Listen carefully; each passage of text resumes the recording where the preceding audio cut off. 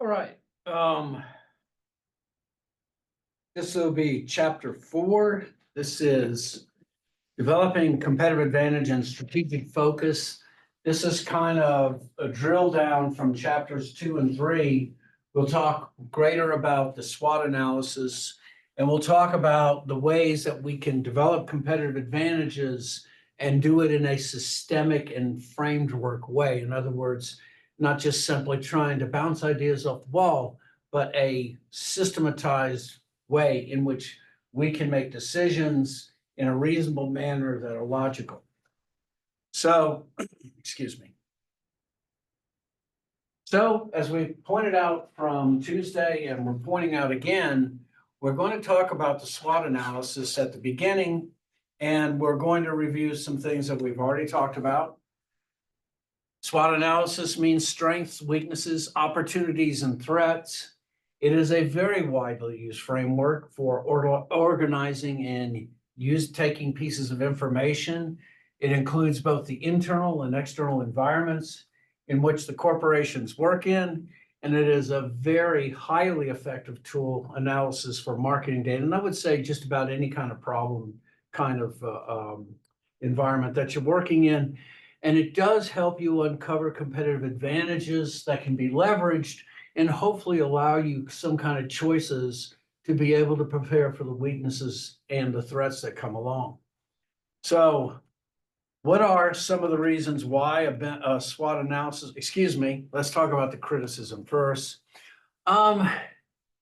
It's a very good way of being what we would call an academic exercise. And I hate the term because it sounds like it's a pointless exercise in the way that it is, but it can be quite simply as if all you're doing is a recitation of items, then it isn't. And it can be a very sterile academic exercise for classifying the data and information if you don't use it. That's the whole point. If it simply becomes a way of listing things and confirming some previous idea that you had, then that in essence is not very helpful. It might give you confirmation on your personal biases, but it doesn't necessarily provide you with any kind of out-of-the-box kind of thoughts. So what are the benefits that come from a SWOT? The first is simplicity. And by simplicity, it means you do not need extensive training in order to take advantage of a SWOT. It is by its nature a fairly reasonably not difficult. I don't know how to put all that together, but it's not difficult to do a SWOT analysis. What really makes it effective is when you do repetitions, all right? Experience makes you better. Now, because in simplicity, it does not require any specialized skill, it also means that you don't have to invest in a specialized skill, and that's what makes the cost lower. It is lower cost because anyone with any reasonable training who understands where the little places things are supposed to go and the experience that it takes makes it a very inexpensive tool to use. Because it does not require any kind of extensive information as well, it is very flexible.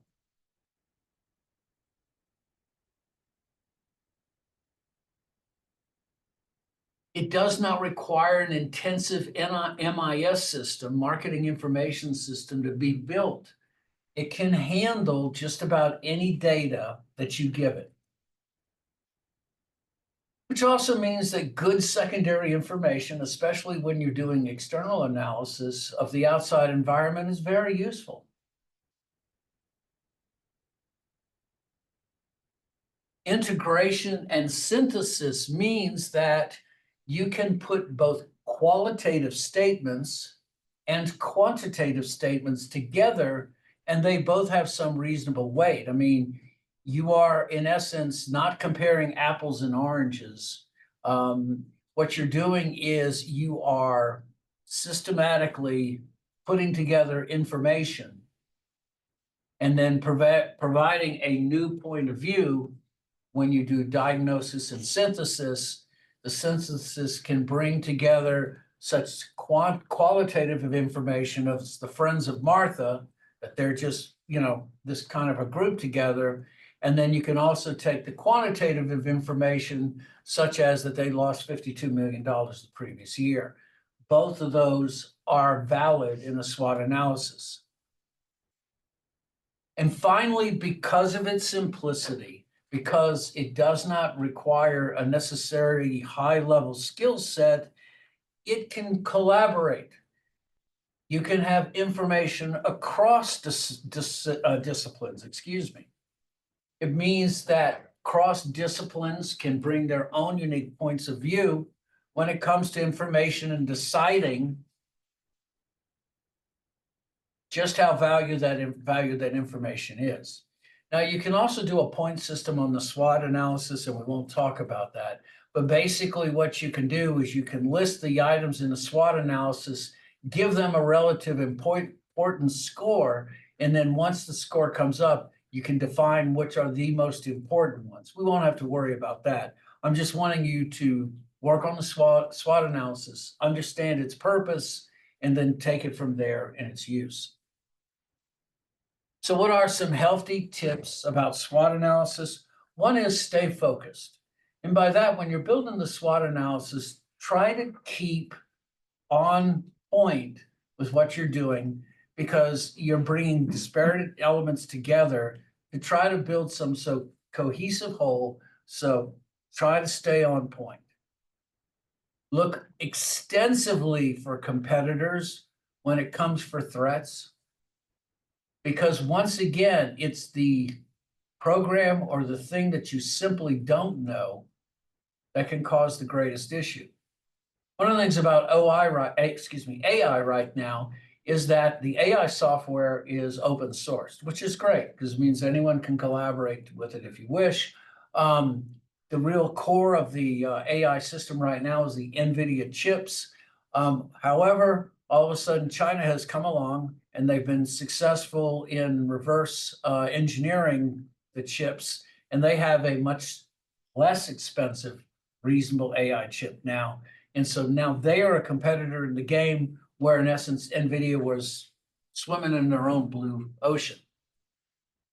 Collaborate with the functional areas inside your organization. And remember that functional areas is exactly that, the functions, the operations. Collaborate with warehousing, collaborate with financing, collaborate with accounting, collaborate with all of the individual functional areas inside your organization, because it's the good common sense that goes on in those departments where you're going to find the answers that are probably there forever. Do not take your perspective when you are trying to put together a SWOT analysis. Take the customer's perspective, because realize, once again, we're not selling to ourselves. We're trying to buy customers, and what the customer says goes. So think of them from their point. Look for causes, not necessarily characteristics. And the way you do that is, if you remember last week when we were talking about the problems that Martha Stewart had, remember that there were some things that you saw, like the loss of $52 million, the collapse of the stock. That is a characteristic, but what you're wanting to do is find the cause of those characteristics. So sometimes you list on the SWOT analysis just basic facts. Some of it is second order thinking, where you're reflective in your thoughts and you're coming up with the second possibility. All of those are valued when it comes to the SWOT analysis. And remember, separate internal issues from external ones. I've said this 3 days probably in a row now. And just remember, the external ones that you ask yourself, can my organization change whatever that is? And if I can't change it, then it is either an external thing that my company does not have direct access to. And so just kind of remember those. and they'll help you when you're trying to build your SWOT analysis. So where do you get this information? Get the information from the situation analysis. So when you start to put those things together, the situation analysis gives you that information in a systematic form so that you'll be able to take that information and use it and then distribute it in an ongoing basis. And just remember, you are synthesizing. Remember when I talked about diagnosis and synthesis? You are synthesizing all of that information in a framework and in a way so that you can transition that information into building a focus. It all comes from putting the information that you need to put together, deciding which are the most important, and coming out with operational goals and objectives. So these are examples of the items that you can consider in a SWOT analysis. So what are some potential strengths? The strengths can be things that you own, or it can also be the people that work for you. You can have a great brand name that is so strong and powerful that it brings people to you. You may have the efficiencies of scale. You may produce abundance, and in that abundance, that gives you strength when it comes to operations, and that operations reduce costs and increase the overall value to the consumer. And then you just might be better at marketing than others. And there are really good marketing firms I admire, and others like, oh, please. So those are strengths. Internal weaknesses, you may not have a focus, and you may lack the resources to be able to achieve what you wish. You can also have a strategic focus that's going entirely in the wrong direction, and you don't have the resources to pull yourself out of it. You may limit your R&D because R&D is one of those things that always suffers in times of trouble. Currently, right now, Apple still spends about 10% of their budget on research and development, which is outrageous, but they still do. You can have a narrow product line, and basically what that means is that if some other single item comes into that product line that one individual company dominates on, well, it blows your work out of the water and you can't survive. And then finally, you can have internal issues that can be happening.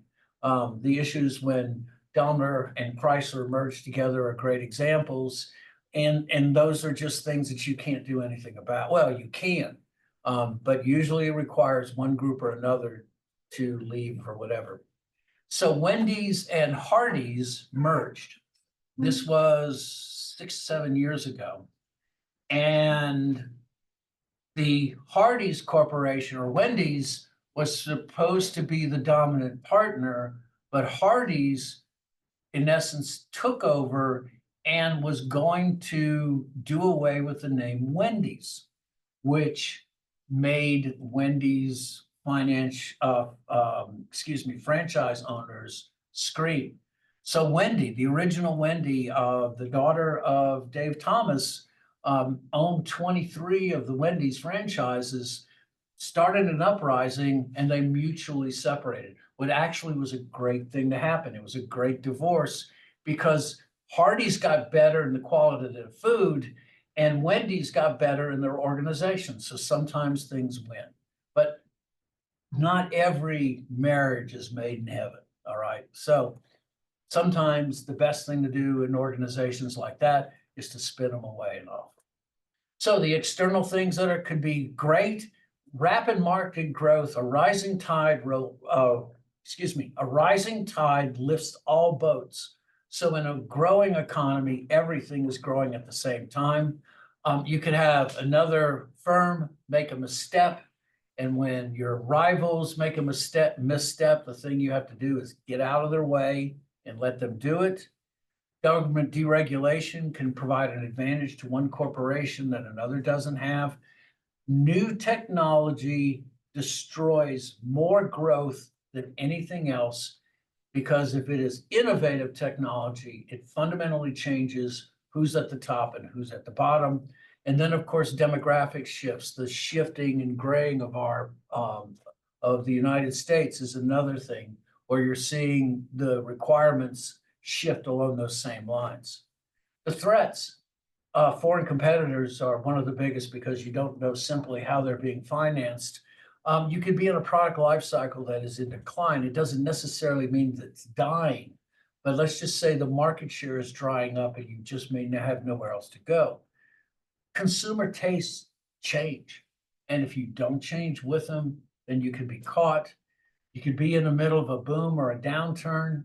And then finally, as I said before, the technology is always one of those things that is either, if you notice, it's an opportunity or it can be a threat. It can knock you out of the ballpark forever. So, basic stuff. The SWOT analysis helps to visualize it in a 4-cell array. You know, pictures are good, as one of my Dr. Alford used to say. It's easy for us to visualize things in a more complete way in that format. Remember, as I said, it should be based on perceptions. Those elements, if you quantify them with the highest ratings, should have the greatest influence on developing a strategy if you base them on critical needs.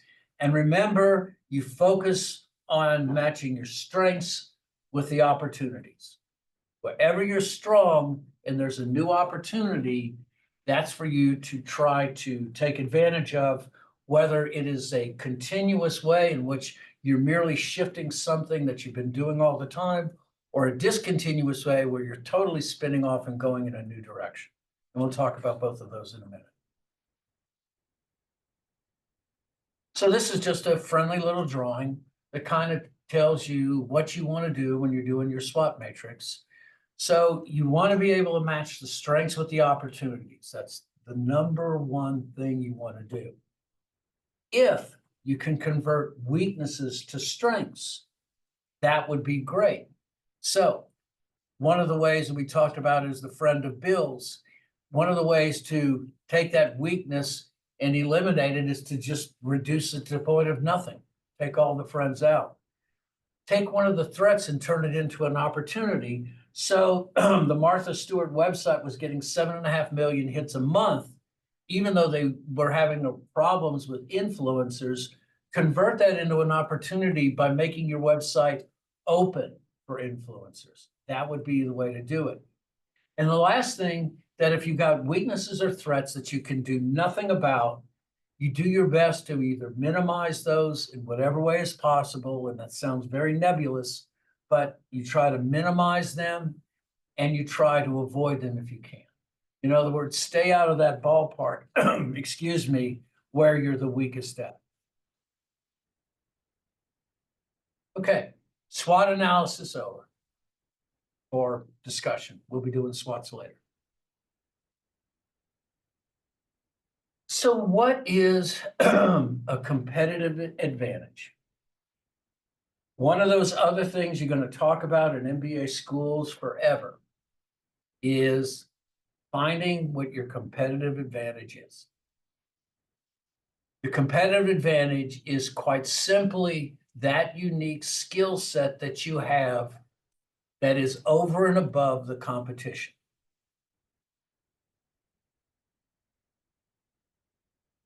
Competitive advantages can happen from internal,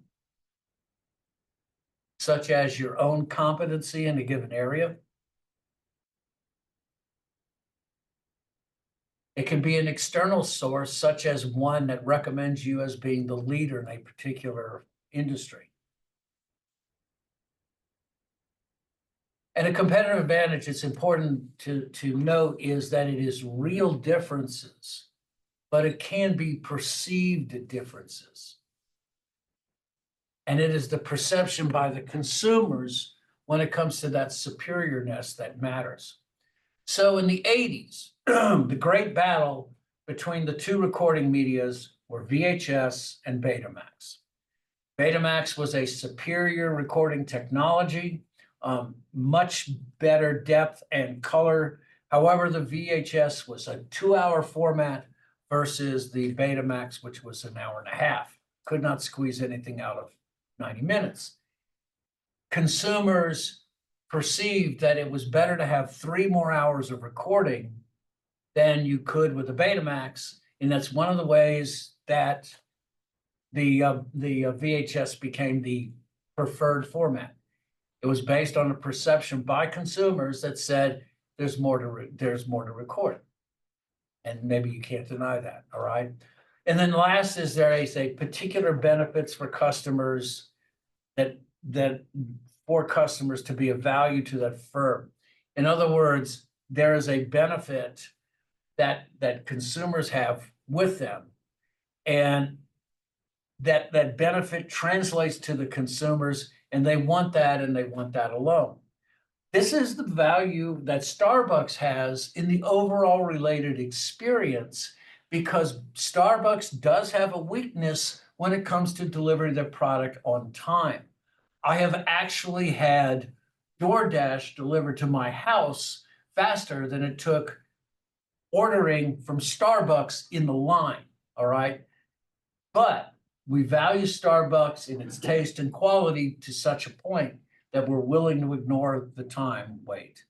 However, the experience part is still something that they need to work on, and they're not quite there yet. So competitive advantages, okay? Now, where do you break down competitive advantages? Can you, in essence, categorizes, specific areas in which you can find them? Well, yes, you can. All right. So we're going to go through these one at a time, but this is just the 3 strategies that are based on leveraging competitive advantages, and we'll talk about them one at a time, as I've said. It is important to note that every corporation should excel in all of them. But the most successful companies choose one.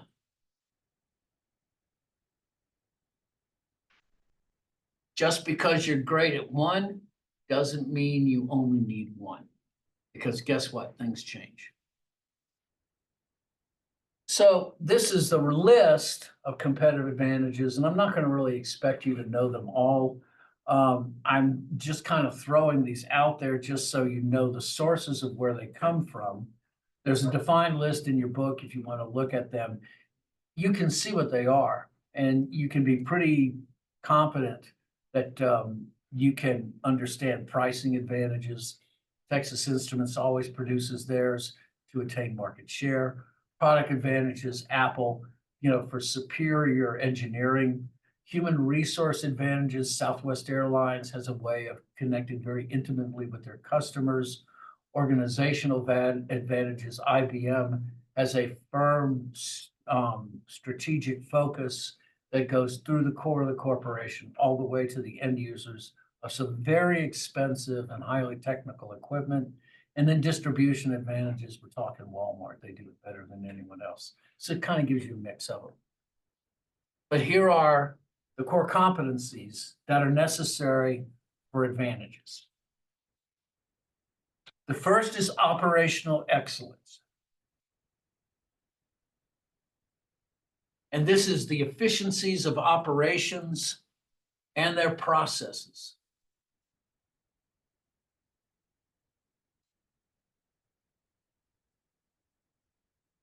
The functions that they do well are the functions of the channel distribution system and the quality and efficiency of their makeup.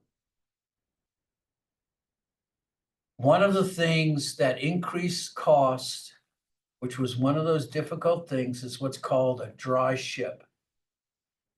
A dry ship is when a company vehicle moves from point A to B with nothing in the van or the truck. And many times, this is hopeless. There's nothing you can do about it.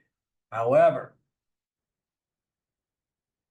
Walmart had developed a system where in 2 years they were able to say there is not a dry ship in every truck that they do. That's a core competency. They try to target a very broad market of price-sensitive buyers. They try to avoid waste where all possible and to deliver the best value based on their ability to maintain efficiencies. So Walmart was one of those breakout products when we in marketing, we decided to say, you know, we've been worried about satisfaction for decades. We think satisfaction is the key, you know, that's what customers want. And then we look at Walmart and see the satisfaction levels, the lowest in the United States. Nobody goes into Walmart and goes, man, I was really satisfied. I enjoyed that. No, that's not what they go to Walmart for. And you go again and again. You go because it's value, all right? You receive an excellent value, even though you just can't stand going into a Walmart, okay? But I hate it again and again, at least 3 times a week, okay? That's how much I hate it. I'm going all the time. Operational excellence means that you focus on that and you do it better than anything else, and you're so efficient that consumers simply go to you because it's the best and easiest choice. Product leadership. You offer the greatest advancements and highest quality in equipment.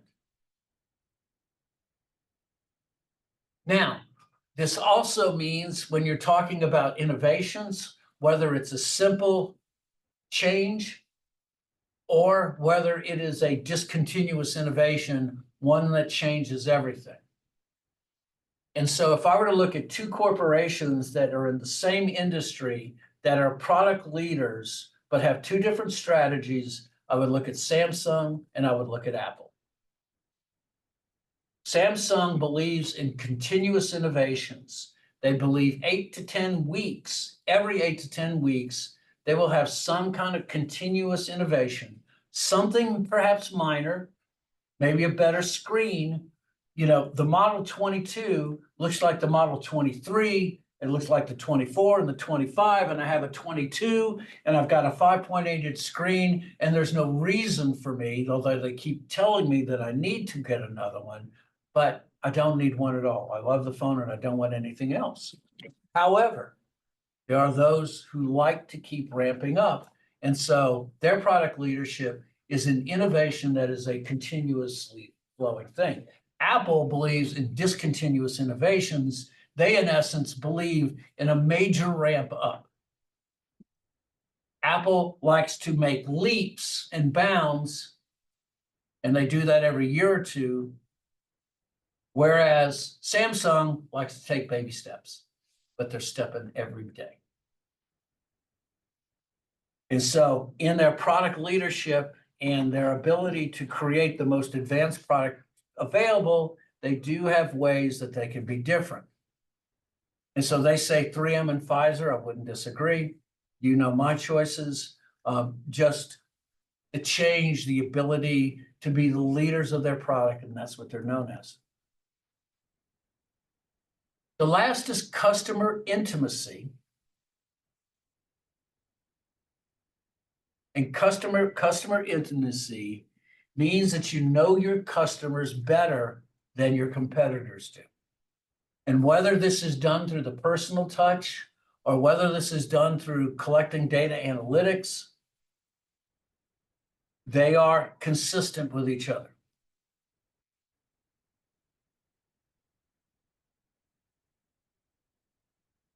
I mentioned last week about Hilton and the Embassy Suites.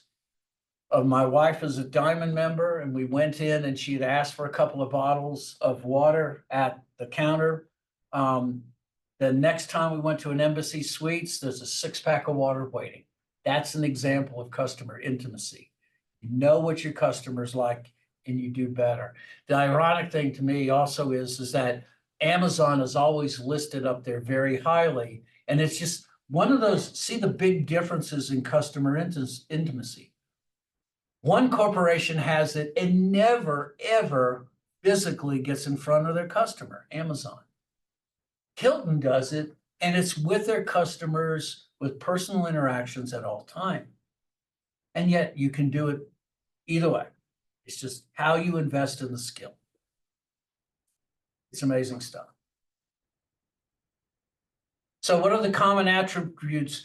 Remember that you have very focused, strong market segments. You do your homework. When we talk about chapter 5, we're going to talk about segmentation, targeting, and positioning. And to me, that is the most important of all the things that we do in marketing. Your organizational culture is more decentralized, which means that the functional areas work at peak efficiencies. It is adaptable to the requirements and the outside environments as things change. It is in the healthy spirit of entrepreneurship, which means maximizing and focusing on the consumers and using whatever limited resources we have to proactively go after that group. And then finally, being able to think outside of the box and expect to learn from your failures, which can sometimes be very difficult, but realize everything is a failure until it's a success.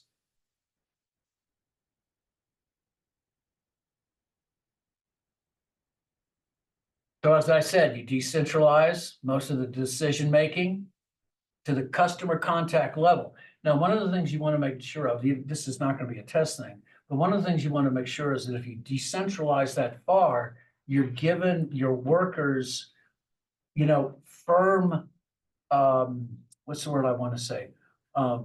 Given good training on knowing what is their place and when they should defer to other people.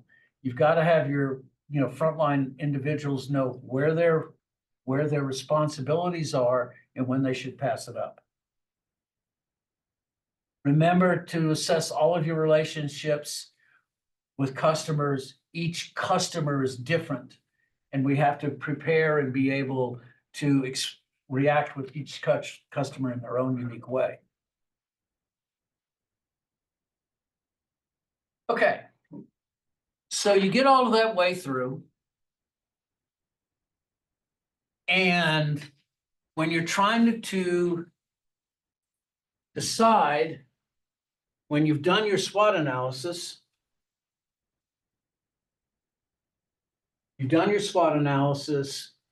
and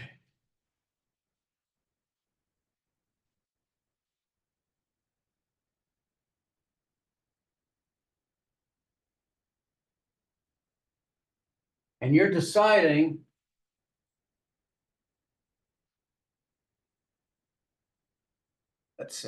you're deciding which direction you want to go. So, excuse me, let me keep these out of the way and put it this way instead of. Okay. So, I have many internal strengths, and there are many external opportunities. I can exploit them. So what is the strategy I want to use? The answer is I want to be aggressive in a core area where you have a chance to be able to really separate yourself. You're going to be aggressive and you're going to use your strengths to try to match with the opportunities. I think Google is one of those that quite simply matches this to a T.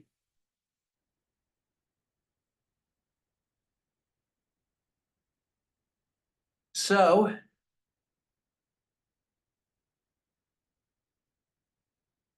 what if I have many internal strengths, but I have many external threats? So what do I do, or how do I match this difficulty with threats? The example, diversify. find another area in which you can take those given strengths and use it somewhere else. So I talked about Philip Morris in 1996 when they bought Nabisco and they became RJR Nabisco, and how that was a way for it to get away from the tobacco settlement of 1996. In 96, the United States government settled with the tobacco companies for $592 billion. And what the tobacco companies got back was the acceptance that their product is dangerous. And also there was never going to be a chance, well, there's never going to be the possibility that consumers could once again sue for damage that they knew they were doing to themselves. However, RJR Nabisco knew, and they could see, that smoking in the United States was starting to crater.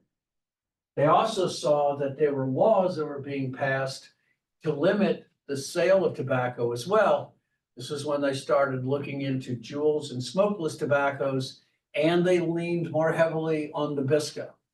And it was a successful change. When Pepsi finally decided to give up with the cola wars with Coke, they looked at the fact that they were a very successful corporation and organizations as well. And what they did was started to do a buying spree on fast food places. So they bought Pizza Hut, they bought Taco Bell, they bought KFC, they bought Long John Silver, I'm leaving one out, A&W Root Beer, I think. So they bought all 4 or 5 of those. They started creating these fusion stores where you could get pizza and tacos at the same time. They spun this entire organization off called WOW, and now this particular organization is like 30% of everything that Pepsi does. That's an example of how diversifying can be successful. So we have many internal weaknesses and many threats. I would put General Motors in this position right now because it just seems they can't do anything right for the last decade and a half. What they are needing to do is the fact that this is their field. This is the one that they have been in for 115 years, and they've got to find their way out of it. And so what you hope to do is you try to maneuver or be able to do just one thing well, okay? Just one thing. And if they can do that one thing, then perhaps it'll spread to others and it'll breed success. So it's not Chrysler anymore, it's Intellis, which is a bunch of other organizations. But one of the things that Chrysler has protected has been their truck division. And because they've protected their truck division, the Ram, they call it now, that entire section is helping it to survive and to at least hopefully get to the way where Chrysler can move on into another area. And then finally, when you have many internal weaknesses, excuse me, that was opportunities. My bad. Yeah, the turnaround phase also with the opportunities has to do with, especially when I'm looking at in the automobile division, there are opportunities out there. So I was just reading the #1 seller of vehicles happened for the first time last year.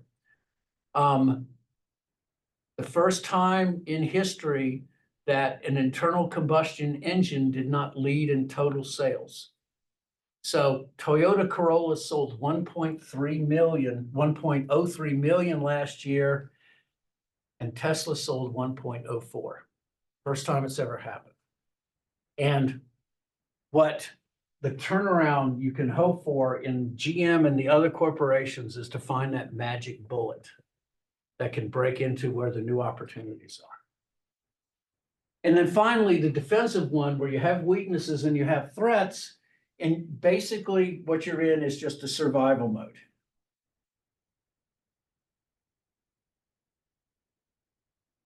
There's no single road to victory. You're just trying to keep on. Radio Shack. Radio Shack has finally come back. It is online. You can get there, and there's 2 or 3 stores that are still around, but it's certainly not the corporation it once was. J.C. Penney, one of the #1 department stores in the United States for years, was #2 to Sears for almost 80 years. And then in the 2008, 2010s, one of the difficulties that J.C. Penney had is that their target market was professional women between the ages of 30 and 55 who made anywhere from 60 to 150,000 a year. It was a good group, but they wanted to get younger. And so they went with the individual who had come up with the Apple Maps, and that person became their CMO and bombed out. Did a bad job. JCPenney's still trying to recover from that, and they may be a long way from it.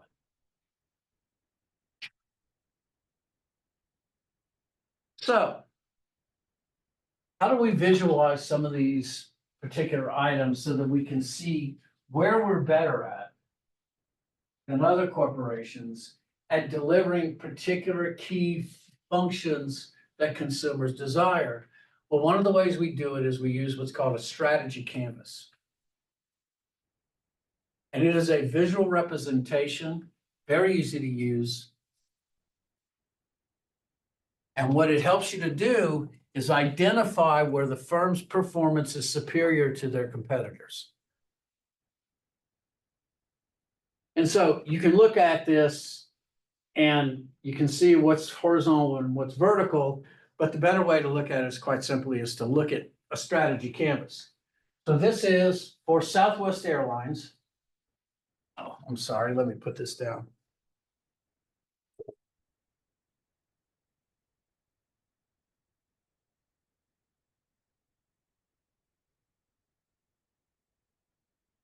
So along the x-axis, you have each of what consumers desire when it comes to the air industry. And what you have on the bottom are those lines and their relationships to each other. And so other airlines is this line. Southwest is this one.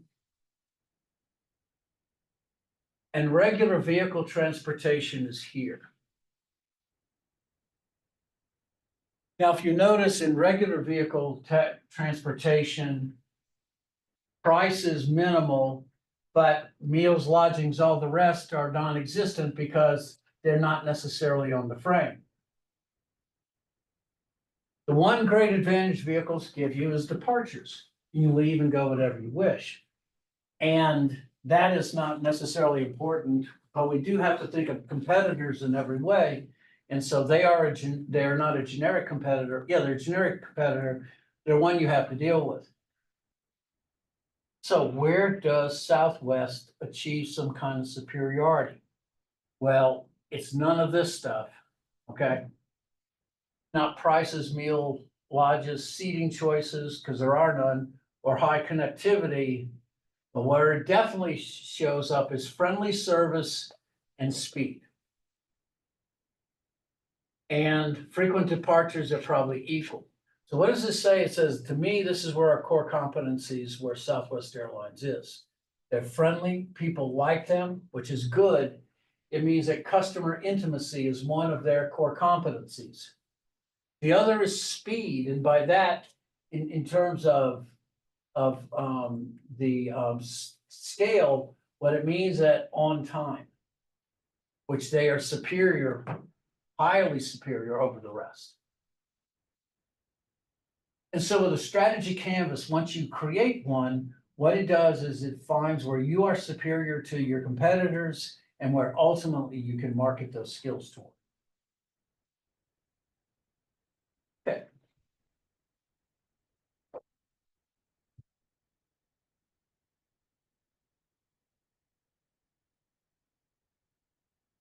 You're not going to worry about the 4 actions framework. So you cannot worry about it either. And we're going to go on finally and talk about the building of marketing goals and marketing objectives. A goal and a marketing goal is a statement of a broad desired accomplishment.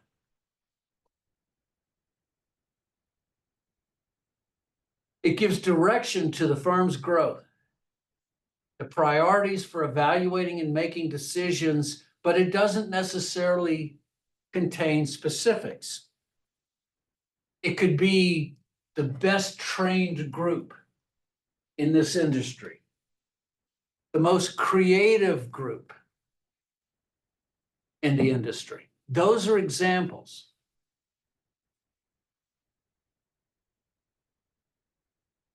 I told you about my friend and his son.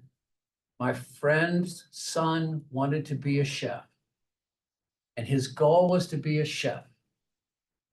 And that is exactly what a goal is. It is a broad, desired accomplishment. It was expressed in general terms, and it didn't contain specifics. It gave him a direction in where he wanted to go. And the last 4 things are what are requirements. They need to be attainable, consistent, comprehensive, and intangible. So what does that mean? Attainable means the goal is reasonable. It is not impossible to be able to achieve this goal. Granted, becoming a chef isn't something you do overnight. But then again, it is an attainable goal. Consistent means is that the goals that are within the organization are consistent with each other. And so he didn't want to be a fry cook and a brain surgeon. The goals is consistent.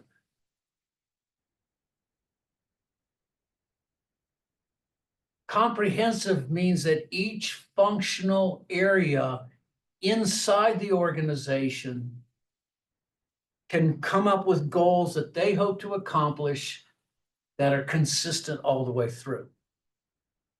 And so there's a goal for distribution. There's a goal for promotion.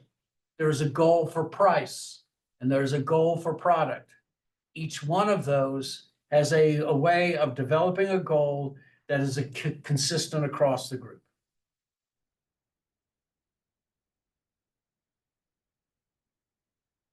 And that intangibility, that hope that you wish to accomplish, once again, means that it's pinned on a dream or an ideal that you hope to achieve. Those are goals. Objectives are specific, qualitative benchmarks that help you to determine your progress toward the achievement of that goal.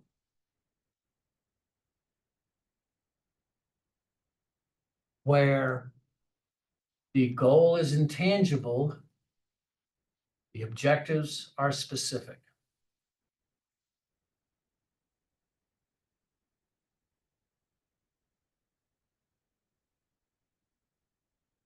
And so their characteristics, they need to be attainable realistically. Continuity means whether it is a continuous movement in what you're doing now, or a discontinuous movement where you're fundamentally changing the direction of your organization.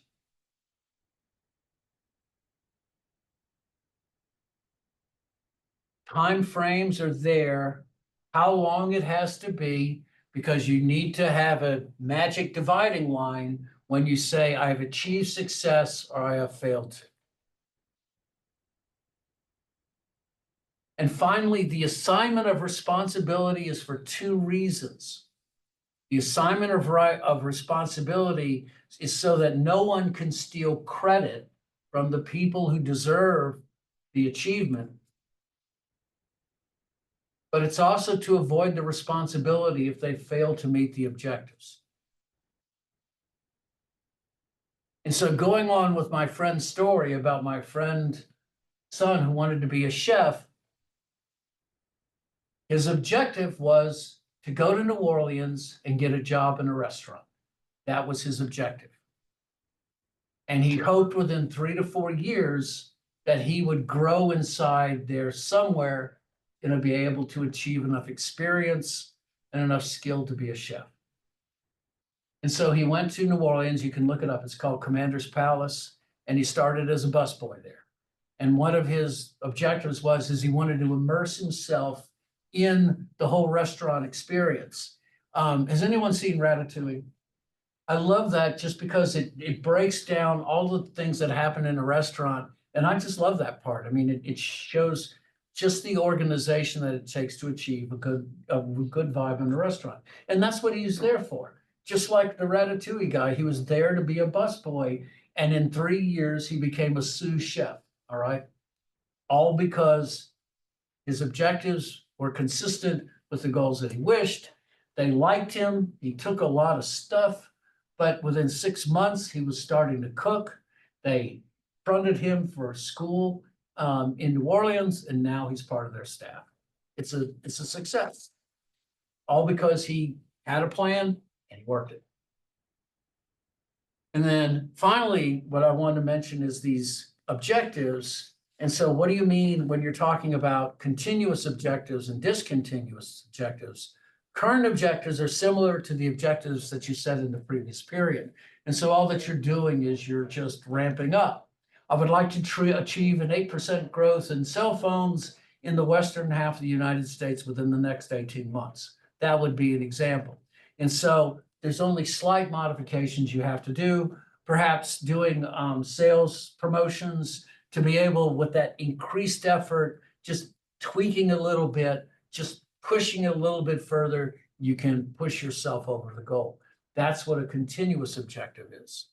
A discontinuous objective is when you elevate your whole level of performance and you're trying to achieve some higher level of performance over and above the existing framework.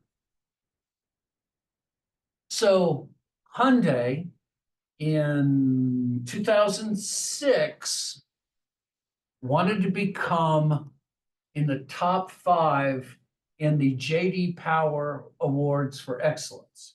They wanted to achieve that top 5 rating because one of the criticisms that they still get is that necessarily their engineering isn't as good as everyone else's. They gave a 5-year time frame to get to that number 5 position. They made it in 2 years. And this was a discontinuous event. They swam against the stream. They tried to create a greater overall goal. And Hyundais are good, but give me a Toyota any day or a Honda. I mean, the engineering with those two are superior. And they're just things. The number one thing, folks, in new vehicles to watch out for, just listen to me, transmissions, okay? Engines are now just great. It is incredible the alloys that they use and how long they can last.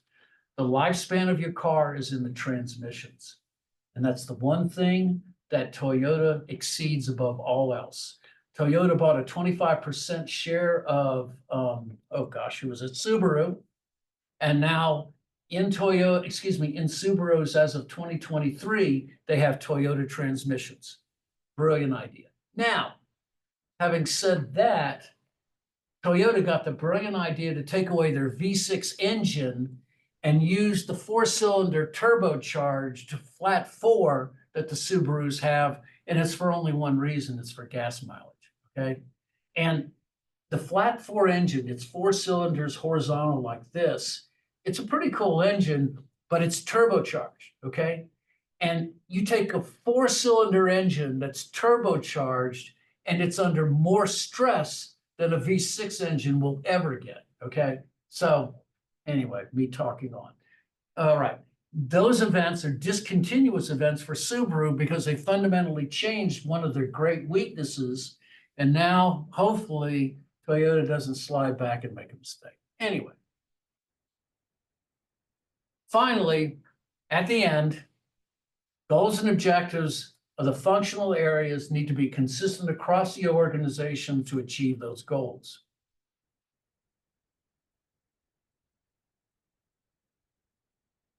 And every goal has to have a desired end. When do you achieve success? How do you achieve success is the better answer. Because you need to know whether you have succeeded or failed. And that can be a very, very nebulous thing. And so we have ended chapter 4. So just some discussion. I will post all of the videos. On Tuesday, when we come back from spring break, we'll have the test. The test will be in-house, in here. You'll have 30 questions, multiple guesses, just like the others. I'll draw the questions directly from the test banks that are online. The essay questions, I will have 6 essay questions and you can choose 4. And I might have a couple of bonus questions in there because I like bonus questions, okay?